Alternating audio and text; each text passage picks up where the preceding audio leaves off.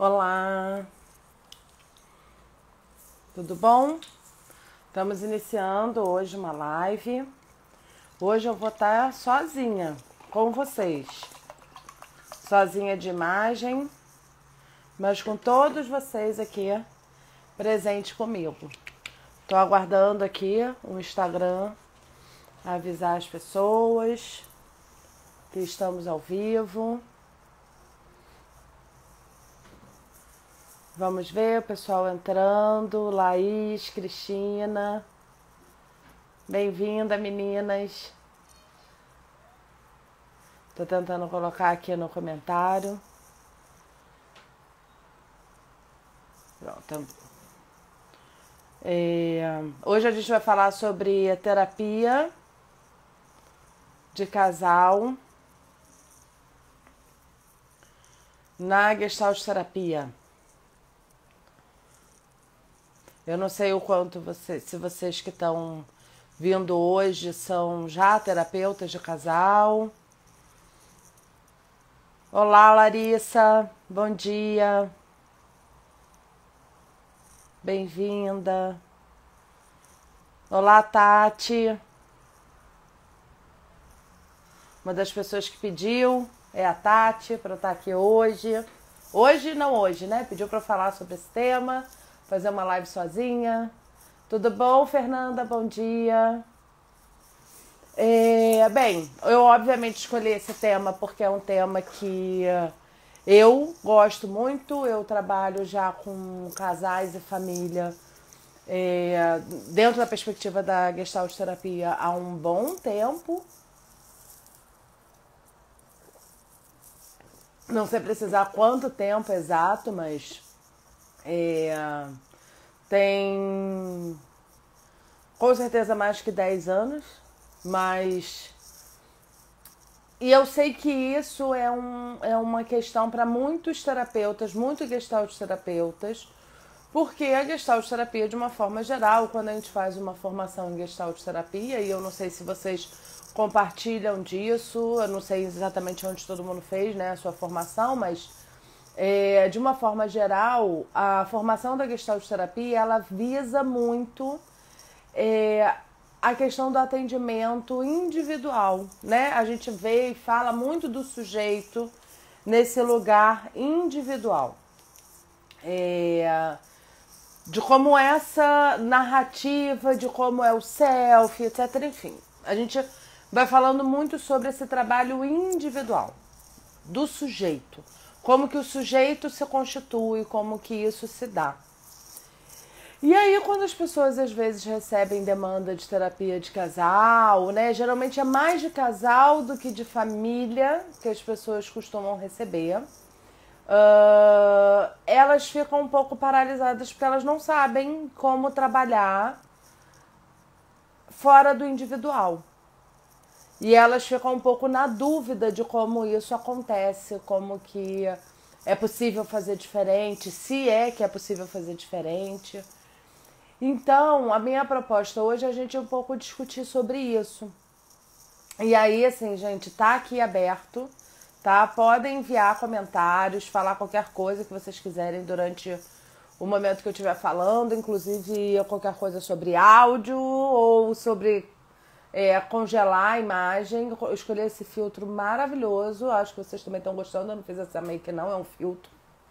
Mas tem coisas que é importante a gente falar quando a gente fala sobre o atendimento de casal, a grande diferença desse olhar do terapeuta.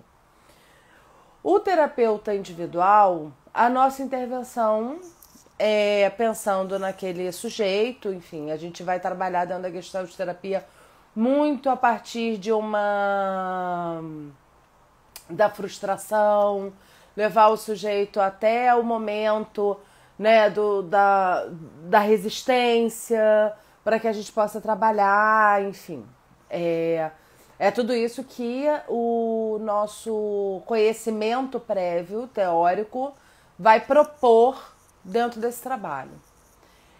E aí, o que eu faço com o casal? Aonde eu faço as intervenções no casal? Como que eu recebo o casal? E aí eu vou voltar um pouco, na verdade, no que eu tô dizendo. E eu vou voltar na questão principal, que é assim, o que diferencia, assim, muita gente, quando tá fazendo supervisão, às vezes fala assim, Paula, será que esse caso seria um caso para terapia de casal? Será que não é melhor enviar, falar com esse cliente que é melhor fazer a terapia de casal e não fazer a terapia individual? Ou algo assim do gênero? Como que eu faço essa negociação com esses clientes? E a primeira coisa que tem para ser observado por que eu vou levar, né, um cliente para uma terapia de casal ou por que eu vou mantê-lo na terapia individual. Na terapia individual, nós vamos trabalhar as questões individuais. A gestalt-terapia é uma abordagem relacional. Então, é claro que as relações que essa pessoa se envolve são importantes para o terapeuta. A gente olha isso. Mas, para que eu possa encaminhar os clientes para a terapia de casal, o que é importante? É importante que a demanda seja do casal, por uma questão do casal. Então, aceitar um casal na terapia, onde claramente na entrevista eles já demonstram que estão ali na terapia porque uma das partes tem uma questão, mas não viria para a terapia individual se o outro não trouxesse de mão dada, é importante que o terapeuta ligue um alerta e preste atenção, porque isso não é uma demanda de terapia de casal. Isso é uma demanda de terapia individual, onde o parceiro está claramente se oferecendo para ser o coterapeuta do terapeuta. Ele não está deixando abertura para que ele seja trabalhado. E aí o terapeuta precisa ficar muito atento, porque essa é uma armadilha. Essa é a primeira coisa. A segunda coisa importante é, eu tô aqui com o meu cliente individual, eu percebo que tem muita coisa que é de casal, que seria interessante que ela trabalhasse ou ele trabalhasse numa terapia de casal. E parece que o parceiro ou aquela pessoa com quem ele tá casado ou namorando ou até já se divorciou, mas parece que a outra pessoa tá disponível sim para se encontrar na terapia de casal. Legal.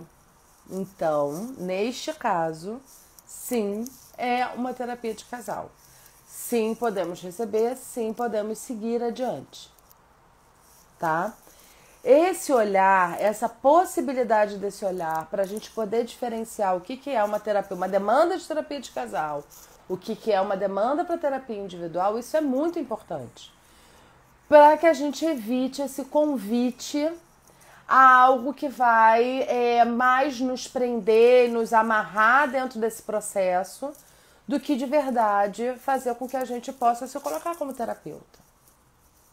E aí entra numa situação importante, que é onde a maioria dos terapeutas que não estão acostumados a atender terapia de casal se pegam, ficam presos, porque ou perdem a mão dentro do processo. Dentro de uma terapia de casal ou dentro de uma terapia de família, as minhas intervenções precisam ser sistêmicas. O que significa isso? Significa olhar para o sistema, olhar para o todo. E é para além do todo que dentro da Gestalt-terapia a gente já fala normalmente. É olhar o todo de fato, é ampliar o olhar, ampliar, cada vez mais ampliar o olhar para além desse sujeito. E aí eu acho que é a parte mais difícil, é a parte mais complicada mesmo, assim, que precisa de treino do terapeuta. Porque é muito fácil, como a gente é muito treinado, a gente vem de anos de processo dentro da faculdade, depois alguns anos dentro da formação, onde a gente vai olhar de forma individualizada para esse sujeito. De repente eu me vejo tendo que olhar para o sistema e quase que recebendo de bandeja alguma coisa de uma das partes para que eu faça uma intervenção individual, mas eu preciso segurar isso e fazer uma intervenção do casal. Quando eu falo fazer uma intervenção do casal, fazer uma intervenção do sistema, o que a gente está falando disso? Eu preciso compreender de verdade, não é só mentalmente, eu preciso compreender com o meu corpo, que a atitude de um é a reação por algo que ambos construíram. E eu preciso ter clareza, quanto terapeuta, como que é esse jogo. Como que cada um alimenta ou deixa de alimentar esse mecanismo entre os dois, né? Não de mecânico, de algo mecânico duro, não. Mas do quanto cada um alimenta, quanto cada um fortalece esse sintoma do casal, não fazendo algo crescer. E aí, nós, gestalterapeutas, temos pouca literatura, eu diria pouca literatura, dentro do estudo sobre casal e família. Temos o clássico do Zinker, que eu acho que a grande maioria dos gestalterapeutas já leu, pelo menos uma parte, ou já pelo menos soube que esse livro existe, que é A Busca da Elegância na Psicoterapia. Ali, o Zinker descreve claramente sobre essa questão da dinâmica, sobre essa questão das intervenções, de como se fazer a intervenção. E ele coloca coisas muito bonitas e muito interessantes. Eu acho que é interessante para todos nós, gestalterapeutas, independente de trabalhar com casal, família, porque ele fala sobre a importância da gente compreender que até algo que é um sintoma, claramente aquilo não está funcionando, claramente aquilo não é o melhor do casal, o melhor do ponto de vista saudável, aquilo é uma potência do casal. Então, muitas vezes essa briga, esse embate entre o casal, isso pode ser visto como uma potência. E eu preciso pegar isso como um aliado dentro da terapia. Eles sabem fazer isso bem. Eles sabem se autodefender bem. Ou eles sabem atacar bem. E um ataque é uma autodefesa. Então, eu preciso olhar para isso e reconhecer isso. Mas, ao mesmo tempo, eu preciso olhar para isso e falar assim, é legal que vocês fazem isso e que vocês fazem isso bem. Porém, isso não está ajudando o seu parceiro a te escutar dessa forma. Ele não está entendendo. Ah, então vamos ver, vamos trabalhar para que isso aconteça? Isso é muito importante a gente olhar. Esse jogo.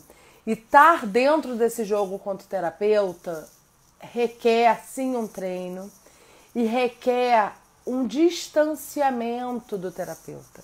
Porque você poder ampliar o seu olhar, é importante que você dê alguns passinhos para trás, sabe? E olha. E aí depois você se aproxima desse casal. E aí você de novo se afasta desse casal. E aí você de novo se aproxima do casal. Porque é importante você olhar essa dinâmica como um todo. É claro que a gente vai olhar tudo aquilo que um gestalterapeuta olha, né? Então, se o cliente fala, não, eu tô escutando, mas aí fica assim, tô escutando. Ah, continua falando, tô escutando. Isso não é escutar. Ele tá claramente dizendo no corpo dele que ele não tá escutando, que ele não se importa com o que o outro tá dizendo, que aquilo não é interessante para ele, que aquilo não vai chegar em lugar nenhum. E nós precisamos olhar para isso. E precisamos apontar isso. Mas se eu vou apontar para ele, percebe que toda vez que ela fala, você automaticamente balança a cabeça, você olha para o lado, você dá uma checada para ver se chegou uma mensagem no celular, alguma coisa assim. E ao mesmo tempo a gente vai dizer para ela, e observa que você mesmo vendo ele reagir desta forma, você insiste em falar desse assunto. O que acontece? Beijo, Dê! O que acontece? Que você está insistindo nesse assunto, mesmo que você claramente veja que ele não está disponível nesse momento, ou agora, ou talvez nunca esteja. E a pergunta clássica do eu preciso que você escute isso, você pode me dar 1 minuto da sua atenção sobre isso? Por mais que você não queira discutir sobre esse assunto, nunca acontece. Não tem esse tipo de negociação. Ela vai sair falando, ele claramente não está escutando, ela claramente vai ter uma expectativa de que ele mude ou que ele faça o que ela está pedindo, e ele claramente não vai fazer, porque ele nem escutou o que ela disse. Só que essa é uma dinâmica dos dois, não é uma dinâmica só de um. Ambos alimentam essa dinâmica desta forma. E é isso que um terapeuta precisa fazer. É claro, e aí eu acho que entra na parte, mais uma vez, do treino, do olhar para isso, a importância do terapeuta olhar e rever, etc. Porque claramente o terapeuta tá ali com as suas coisas, com a sua história. A gente não consegue deixar 100% do lado de fora. E quando um terapeuta se depara com um casal, naturalmente, isso é muito natural, isso faz parte da dinâmica, faz parte do que é como é. Naturalmente a gente pode se sentir atraído ou identificado com uma das partes. E é muito natural que os terapeutas de casal ou de família às vezes cheguem na terapia e falem assim, nossa, mas...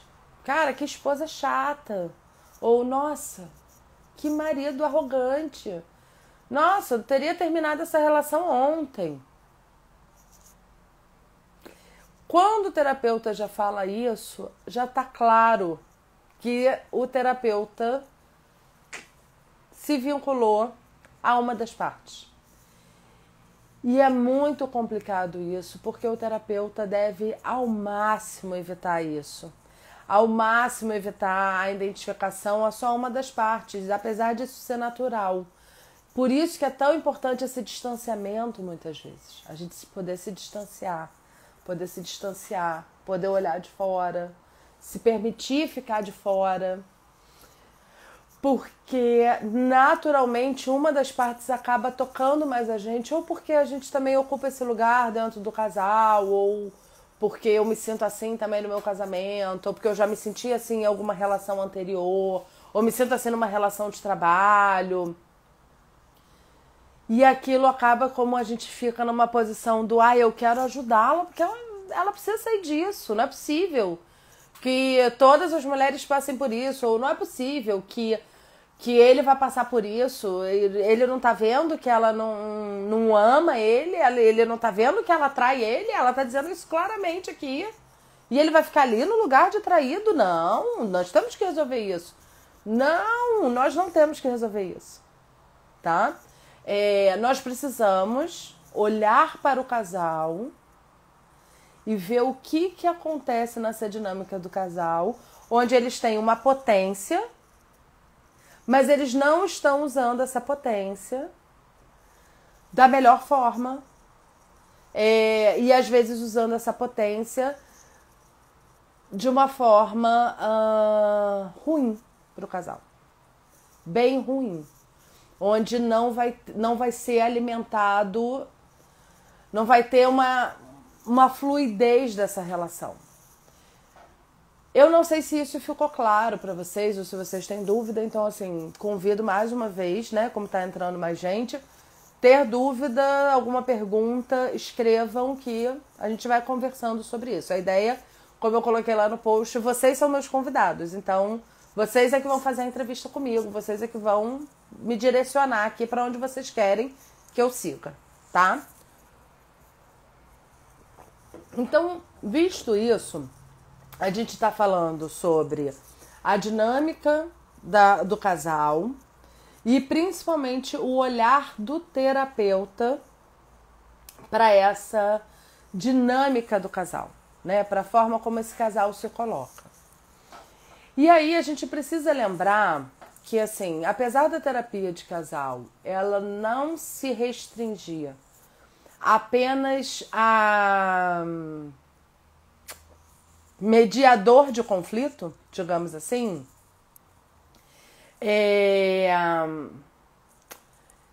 ela, na verdade, acaba ficando nesse lugar, porque as pessoas desconhecem a terapia de casal como profilaxia, né? Elas desconhecem isso. É muito difícil um casal recém-casado, apaixonado, e que tá dando tudo certo, recém-voltado da lua de mel, assim, resolva vir a uma terapia com profilaxia.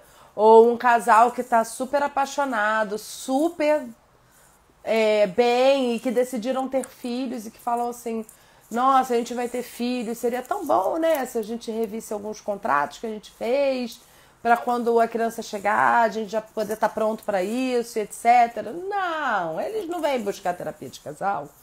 Eles vão buscar qualquer outra coisa, porque todo mundo compreende, de alguma maneira, que ir buscar terapia de casal porque a gente não tá bem, né? A gente vai ter que assumir que a gente não tá bem. E, na verdade, a terapia de casal não se presta só a isso, porém, a terapia de casal fica muito nesse lugar, então é com isso que a gente trabalha. E aí, o que a gente vai ver? A gente vai ver muitos casais vindo à terapia de casal em plena crise. No momento que já não tá bom, que já não é legal, de algo que não é legal. E é interessante que, às vezes, só um olhar por uma perspectiva diferente faz com que algo flua, né? Por exemplo, essa semana eu escutei uma cliente que veio pra mim pra terapia de casal. Eles iriam fazer terapia de casal, a gente já fez uma entrevista, que foi bem legal a entrevista. E depois o marido, por várias questões, enfim, inclusive agenda e etc., eles consideraram que não ia dar certo a terapia de casal, mas ela falou que ela queria, sim, uma terapia individual e que seria uma terapia individual, onde ela continuaria olhando para as questões de casal e tá tudo bem, tá? E aí a gente começa a trabalhar dentro da terapia individual algumas questões óbvias do casal. E ela já tá em terapia, talvez, não tenho certeza, mas eu acho que 1 mês e meio, algo assim.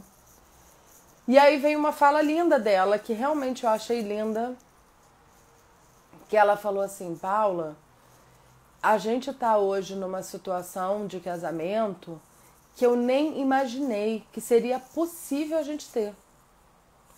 Quando eu procurei a terapia de casal, eu queria só que as coisas ficassem boas. Que a gente parasse um pouco com o ciclo do que não estava bom. Com que ele me escutasse um pouco mais, ele entendesse meus pontos e tal. Mas a gente chegou em 1 mês e meio num lugar que eu nem imaginava que o meu casamento um dia poderia ser. De tão bom que tá. E é maravilhoso, quanto terapeuta, também escutar isso. É maravilhoso a gente saber que os casais são capazes de ir para lugares até que eles não imaginavam que eles poderiam. Quanto casal está no envolvimento do relacionamento tão fluido e tão gostoso. E é isso que a terapia de casal propõe. Claro, a gente pode também trabalhar dentro da terapia de casal por uma possibilidade do casal se divorciar, e se divorciar bem, se divorciar sem tanta briga, com algum certo entendimento, principalmente quando você tem filhos, né? A gente precisa de uma clareza e de um respeito para essa separação, então a terapia de casal também se propõe a isso. Mas o mais importante, e é a coisa que a gente mais trabalha quanto terapeuta de casal, é a comunicação. É o quanto eu não sou capaz de ser clara no que eu quero, assim como eu espero, não consigo escutar perfeitamente o que o outro diz. Né? Hoje mesmo eu estava aqui atendendo, antes de entrar, e a minha cliente falou assim, mas eu tenho que dizer tudo que eu quero? Tem. Né? A não ser que seu marido tenha uma bola de cristal e eu não saiba, mas... Fora isso, você não pode se levantar e compreender que o outro compreendeu o seu desejo. Só porque você se levantou. Ele não sabe se você vai até ali rapidinho e volta. Ele não sabe se você foi pegar uma vassoura. Ele não sabe se você foi dormir. Ele não sabe se você foi ao banheiro. Ele não sabe o que você quer. Se você quer que ele tire simplesmente o seu prato da mesa, você precisa dizer. Você poderia tirar meu prato da mesa? Você pede. Não é tão difícil assim. Mas o que acontece que a gente espera que o outro fantasie, imagine, crie o que a gente quer? O outro não é capaz disso. Você não é capaz disso. Por que o outro vai ser capaz? Só que nisso vai criando, né, a bola de neve. Eu acho que ele entendeu. Aí ele não entendeu. Aí ele faz outra coisa. Aí quando ele faz outra coisa, aí ele fez outra coisa só pra me magoar. Mas ele nem sabia o que você queria. Será que ele fez a outra coisa só pra te magoar? Não sei. Deixa eu ler aqui, a Marta escreveu umas coisas. Por isso a importância de um cônjuge não...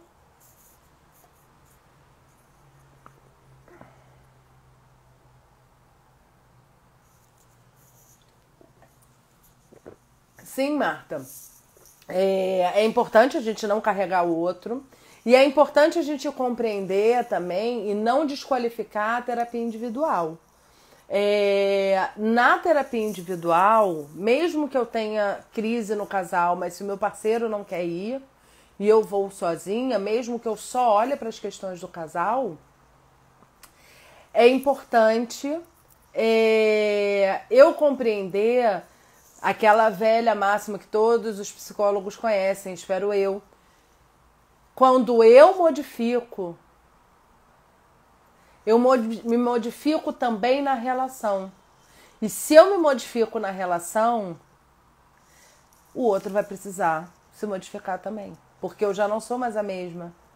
E eu não vou estar mais esperando as mesmas respostas que você estava me dando antes. Então, para continuar comigo, se é do seu interesse continuar comigo, você vai ter que mudar também. Assim como, por exemplo, você colocar aqui um comentário, já muda o meu ciclo de pensamento, vai me levar para outro lugar, e para outra fala, e para outro tom. E com isso modifica o que as outras pessoas vão fazer também, porque aí vem logo a Laís, escreve alguma coisa depois, e vocês entendem? Tá ali. A coisa acontece naturalmente. Se eu consigo fazer isso, se eu consigo compreender isso e propor isso ao meu parceiro, eu já não fico mais sentada batendo pezinho esperando que o outro modifique e me entregue o que eu quero. Não. Se eu quero que ele modifique, eu preciso compreender como que eu, na relação, que é disso que estamos falando, não promovo a mudança do outro também. Porque eu sou corresponsável a isso. Não adianta a gente se colocar numa posição onde eu digo, não, eu não sou corresponsável. É tudo culpa do outro. Não. Tá? Laís escreve aqui, essa frase é clássica. Eu queria que o parceiro fizesse sem eu pedir. Todo mundo quer. Eu queria que todo mundo fizesse tudo pra mim sem eu pedir. E aí eu preciso dizer pra todo mundo. Só quem faz tudo pra gente sem a gente pedir são os pais. E eu espero que vocês não queiram casar com os pais de vocês. Porque enfim. E talvez nem seus pais mais façam, né? Porque você já cresceu e agora os pais não vão mais fazer tudo como você queria. Só que quando somos pequenos e nossos pais fazem tudo pra gente. Né? A gente levanta da mesa, nossos filhos levantam da mesa muito pequenos, a gente tira o prato deles, depois a gente vai ensinando, um pai ou outro começa a ensinar, né, que não, tem que tirar, levar pra mesa, levar pra lá, pra cá. Mas não, meu parceiro é meu parceiro, ele não é minha mãe, não é meu pai, e eu não posso me oferecer para esse lugar. E tem algo que é muito importante a gente entender, e que isso quase que deixa as pessoas muito chateadas comigo quando eu falo isso, que assim, eu acho ótimo que você cuide bem do seu parceiro, mas se você se coloca no lugar de cuidadora ou de cuidador do seu parceiro, você está se colocando no lugar de pai e mãe. E o que os nossos filhos fazem quando crescem? Eles vão para a vida, eles vão buscar uma relação para eles, eles vão buscar uma relação de adulto para eles, porque com você eles não podem ter, porque você é a cuidadora. Então, se você quer que seu parceiro fique com você mais tempo, olhe para ele como um adulto.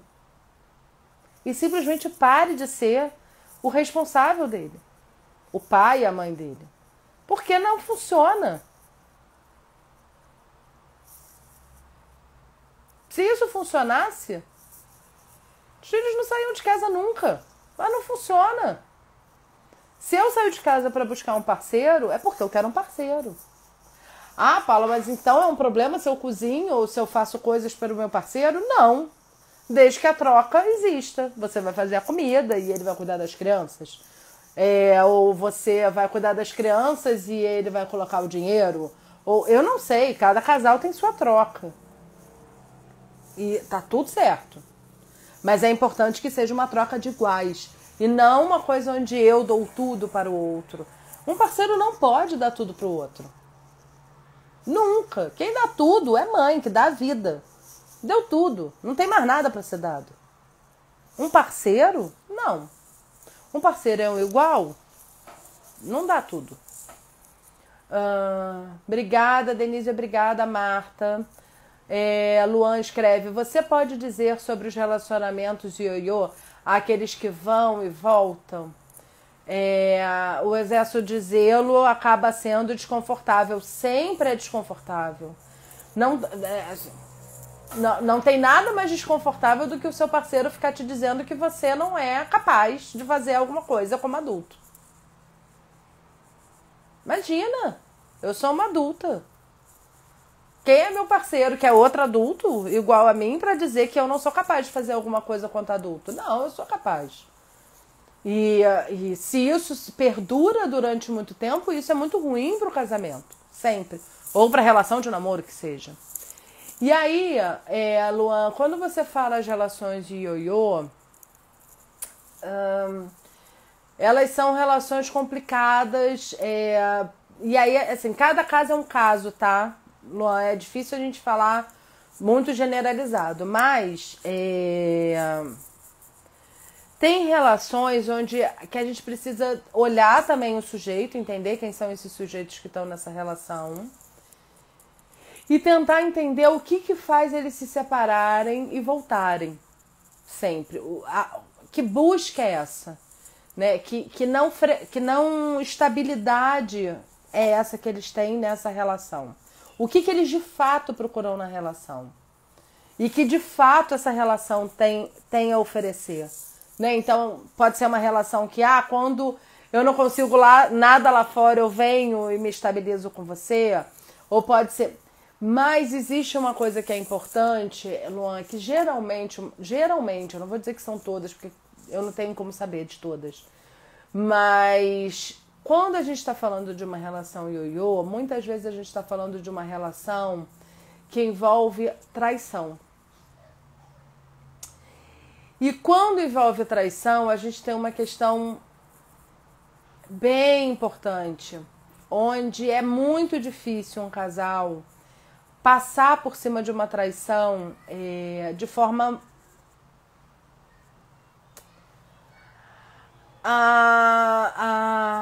deixar para trás esse capítulo, tá? É possível, é muito possível, mas é difícil, é bem difícil. Só que o principal ponto para eu compreender e deixar e passar por cima de uma traição é quando ambos reconhecem a sua responsabilidade diante de tal traição. Ninguém trai sozinho. E eu não tô falando da amante, tá? Eu tô falando dos dois. O que traiu e o que foi traído.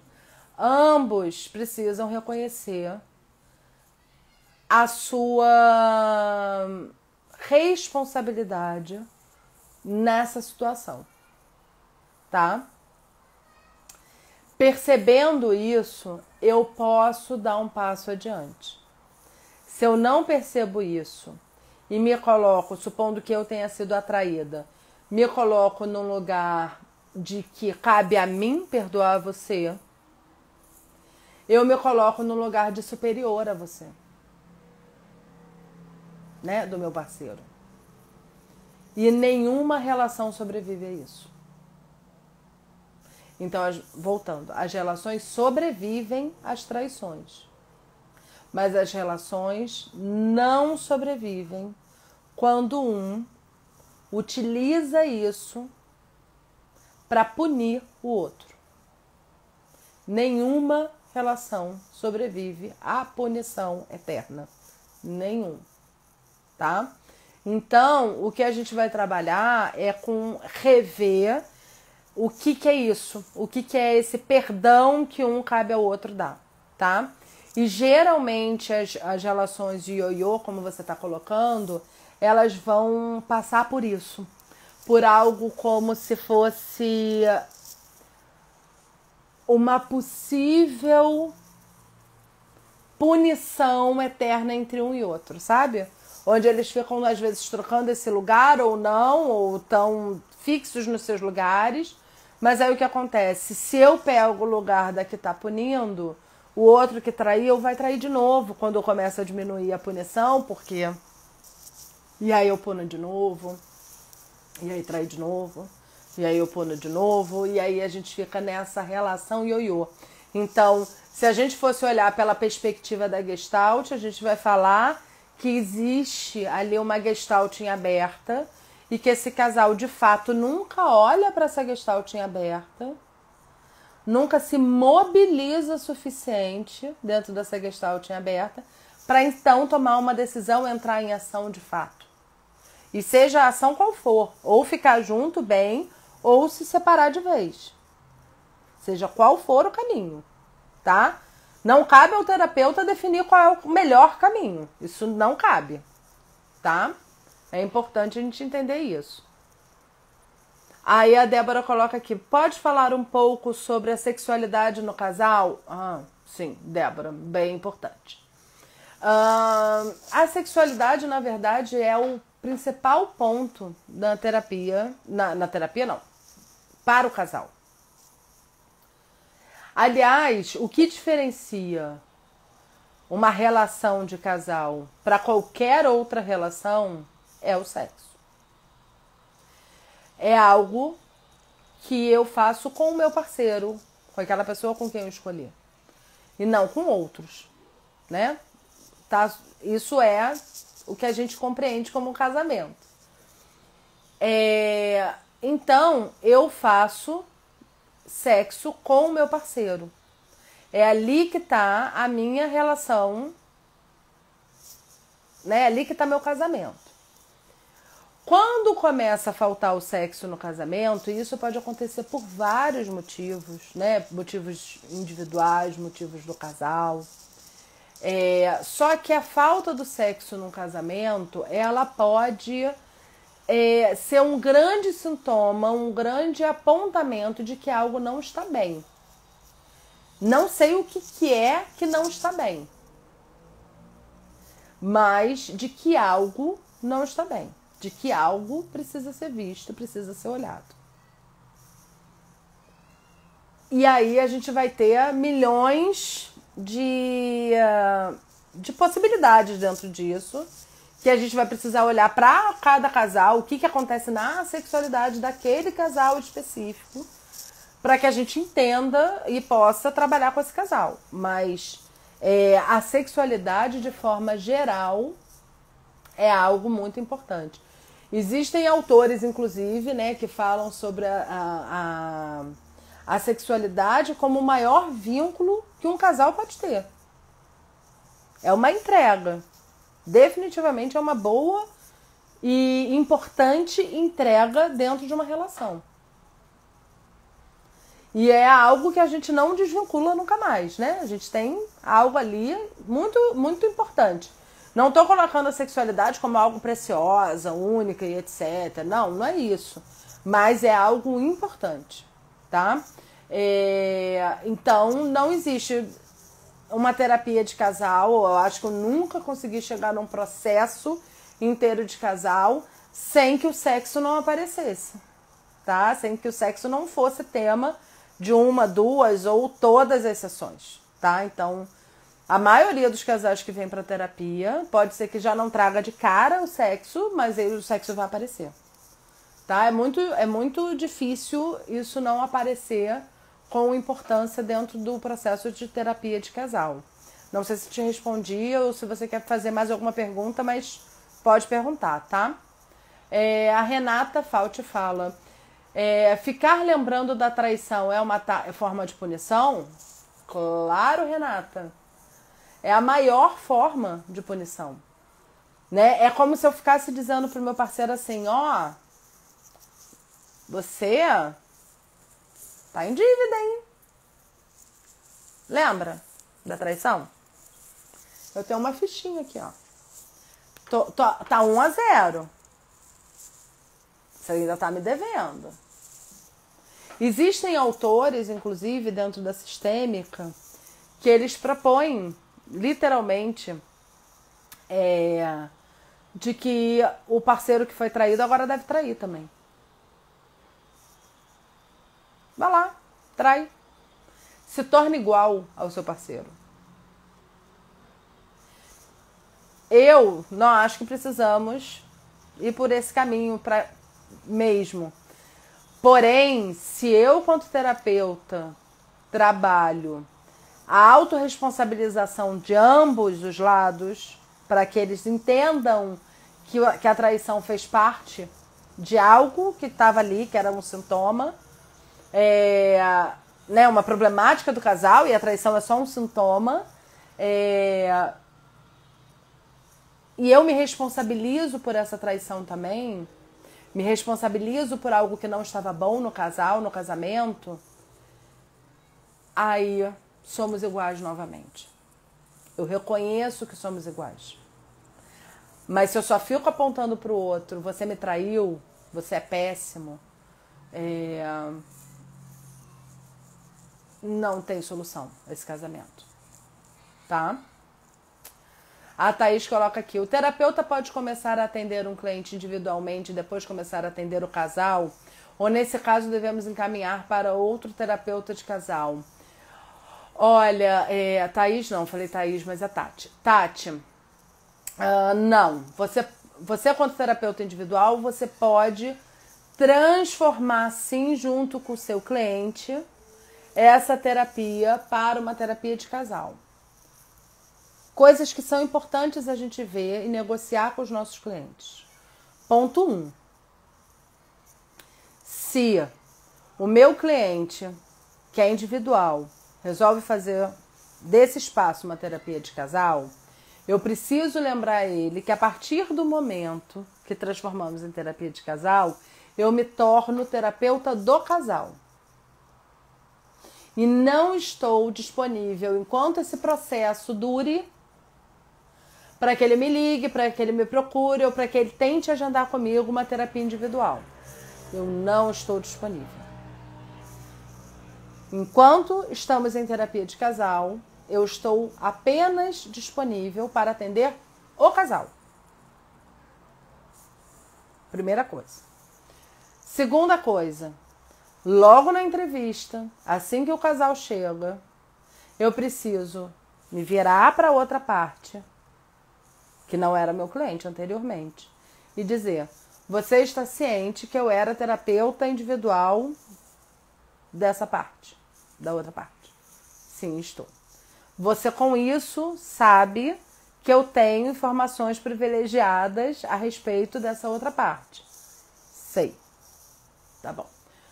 Só que agora eu preciso fazer um contrato com vocês dois, que é: qualquer informação privilegiada que eu tenha, eu vou me treinar e vou me colocar disponível de deixar isso de lado. Caso alguma dessas informações se faça figura em algum momento do processo, porque obviamente isso pode acontecer, eu vou avisar a vocês dois que isso está acontecendo e vou pedir autorização para que eu traga isso. E aí sim a gente pode trabalhar com isso. Ok? Só que o mais importante para mim é: eu vou trabalhar, no aqui e agora, eu vou trabalhar com o que vocês trazem como figura para a sessão. Tá? Então, não achem que fazer comigo vai ser bom porque eu já sei tudo que tá rolando. Não, vocês vão ter que falar tudo de novo. Porque eu preciso ver vocês dois fazendo. Um Gestalt terapeuta trabalha com uma visão, uma perspectiva fenomenológica. Então eu preciso que a situação aconteça dentro da sessão. Eu preciso que eles falem sobre aquilo dentro da sessão. Eu preciso ver como que eles reagem enquanto falam daquilo. Eu preciso ver como que eles se olham, como eles respiram, como eles se portam, quando falam sobre aquilo dentro da sessão. É com isso que eu trabalho. E não com as informações que eu tenho antes. Tá? Então, é possível, mas é importante que eles compreendam isso. Assim como também o inverso pode acontecer, né? Eu tenho, sei lá, vieram para mim por serem casal e por terem me indicado como terapeuta de casal, eu atendo o casal, e aí quando o processo termina, um deles quer fazer uma terapia individual comigo. Isso é comum acontecer. E eu repito a mesma coisa. Tudo bem, mas me tornando sua terapeuta individual, eu não estou disponível para o casal, caso o casal aconteça alguma coisa e vocês queiram uma sessão SOS.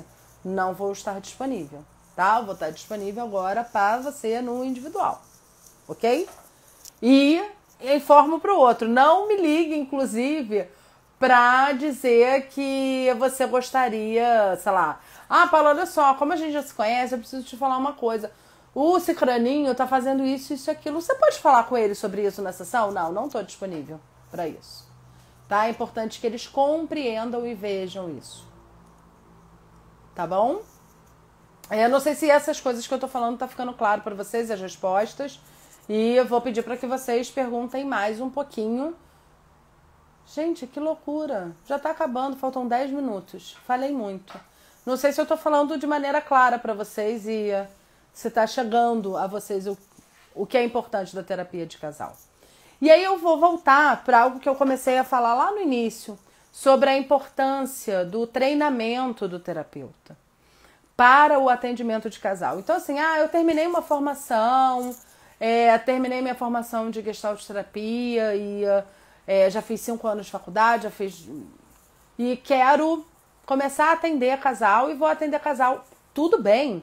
Volto a dizer, basta você se formar na faculdade para você se autorizar, se você quiser atender casal.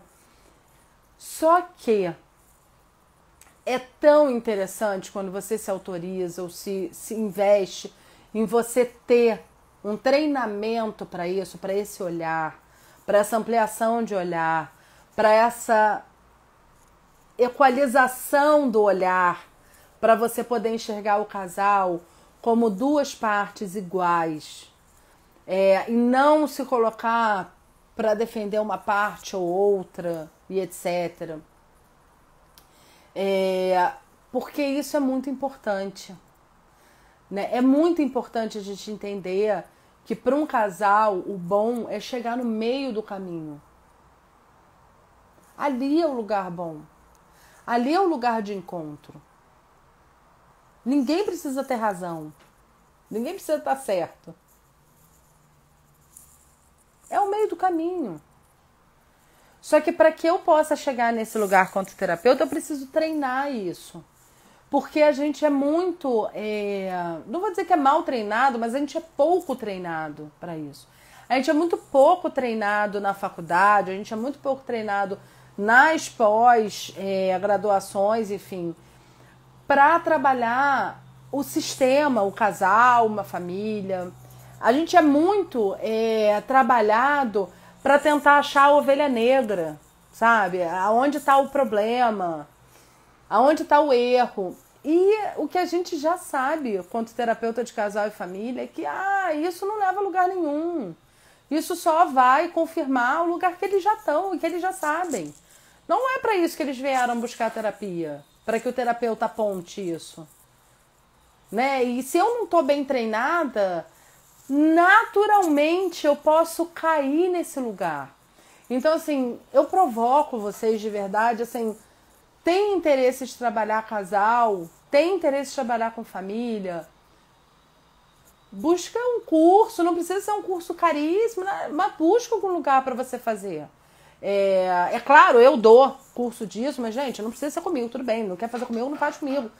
Mas busca algum lugar onde você possa treinar isso. E a única coisa que eu posso te garantir é que se você treinar esse olhar mais amplo, se você conseguir olhar para a família de maneira mais ampla, os seus clientes individuais vão ter muitos ganhos com isso. Porque os terapeutas individuais, às vezes, ficam tão voltados para a questão individual do sujeito que são capazes de fazer coisas, estimular a coisas e provocar coisas dentro da terapia individual terríveis, que não vai ser bom. Né? Uma das coisas, por exemplo, que eu costumo falar muito pro pessoal na supervisão é que muitas vezes as pessoas vieram assim: ai, Paulo, falei pra ela, você já é uma adulta, você não precisa mais da sua mãe. Abandona sua mãe, deixa sua mãe pra lá e vai viver a vida. Tudo bem, eu entendo o que você quer dizer com isso. Mas cuidado, porque se a pessoa deixa de ter mãe, ela vai precisar de outra. E a chance dela querer eleger você, terapeuta, a mãe, é enorme. A questão é, você quer adotar o seu cliente? Não, você não quer adotar o seu cliente. Então não se ofereça para isso.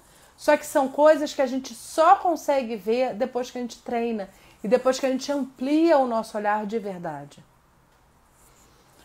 E isso é muito importante, de verdade. A gente precisa ter muito cuidado com algumas colocações quanto terapeuta e de não abrir mão do lugar de terapeuta. Ficar no lugar do terapeuta só e não no lugar de tentar salvar os clientes.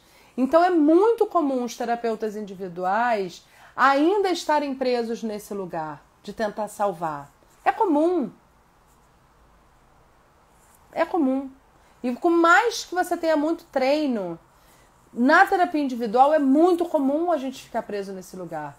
Porém, se você amplia, se você começa a ver a família, se você começa a ver as coisas para além do sujeito e a importância desse além, algo muda no seu olhar. Quanto terapeuta? Algo muda na sua vida, né? Laís está agradecendo, dizendo que a formação abriu um mundo de possibilidades para ela. Que bom, Laís, eu fico muito feliz. Laís foi aluna da última turma, que teve presencial. Agora a próxima turma, na verdade, vai ser online, devido a tudo que está acontecendo. E atendendo a pedido de várias pessoas que já tinham me pedido para fazer a formação online, porque algumas pessoas não conseguem vir para o Rio de Janeiro toda semana, então passando ela para online, o que eu propus foi fazer a formação, né? A formação é só de 1 ano, gente, porque é para Gestalt terapeuta que já está em curso, ou que já está fazendo a pós, ou especialização, ou que já terminou, mas que quer trabalhar, começar a trabalhar mais com casal e com família. Então, ela é só de 1 ano. Eu não vou ficar ensinando o terapeuta a ser terapeuta. Na verdade, o treinamento ali é de ampliação de olhar, é de começar a olhar para o sistema, para além do sujeito. É isso, tá? Então, ele, na verdade, é de 1 ano. Agora, como ela vai ser online, eu tô fazendo de 15 em 15 dias os encontros. Na sexta-feira de manhã que vão ser os encontros, mas todas as aulas vão ser gravadas. Então, se porventura, não, Paulo, eu gostaria de fazer, mas eu infelizmente não vou conseguir estar todas as aulas online na sexta-feira de manhã e tal. Eu posso só assistir as gravadas durante um período? Pode. Você pode fazer isso, não tem problema. É claro que se você tiver presencial, você abre espaço para tirar dúvida, para um monte de coisa, para discutir o texto e tudo mais, mas é claro que você está convidado a isso. Então, é importante isso. A única coisa que não dá para você faltar é o dia do workshop. Tá? O dia do workshop precisa estar presencial. Né? E não presencial fisicamente. Presencial online, mas precisa a turma inteira estar online, porque senão você não pode participar do workshop. Tá? E o workshop não é gravado, óbvio, por questões, motivos óbvios. Ok? Então, o site do curso. Na verdade, Renata, eu estou utilizando o Hotmart para a gente fazer essas inscrições, porque toda a gravação vai ficar lá e o link está na minha biografia, tá? Aqui na parte de bio, você clica lá que vai abrir os links dos cursos e a primeira é a da pós, de casal e família, tá? Tá lá. E aí estão as informações. Tinha dado lá um errinho que não estava aparecendo todas as informações, só estava aparecendo o link para se inscrever. Mas eu espero que já esteja tudo ok. Eu não tive tempo de olhar hoje antes de entrar, mas se não tiver tudo ok hoje, vai estar ainda essa semana, tá? E, enfim, espero que seja assim. Marta, muito obrigada por você ter sido uma das incentivadoras também para eu estar sozinha aqui hoje, falando um pouco sobre terapia de casal, de família. Obrigada por você também estar acompanhando. E um beijo aí pro pessoal do Nordeste. Muita força para todos nós, né? Agora passando por tudo isso. Mas ainda assim eu acho que está sendo bom, porque a gente está podendo ampliar as nossas fronteiras, que estava um pouco presa. E agora com isso, né? A gente está expandindo a fronteira, que está sendo ótimo. Pelo menos para mim tem sido bem legal e eu acho que para vocês também. Bem, gente, lembrando, hoje vai estar salvo, gravado lá no IGTV. Se vocês quiserem refazer perguntas e etc., fiquem à vontade para usar lá, rever, indicar para alguém assistir. E sim, vocês pediram parte 2. Vou pensar em algum tema. Se vocês quiserem, inclusive, me mandar de novo dicas e coisas que vocês gostariam de ouvir, tá? Vou estar disponível. E para quem tem acompanhado toda semana essa questão de falar sobre Gestalt terapia, que eu tenho aberto aqui nas lives, informo que semana que vem quem vai estar aqui comigo será a Eliane Fará, falando sobre corpo na terapia da Gestalt terapia. Tá bom? Aguardo vocês também semana que vem. Muito obrigada por vocês terem ficado, assistido, comentado, trocado comigo. Beijo, gente. Boa semana.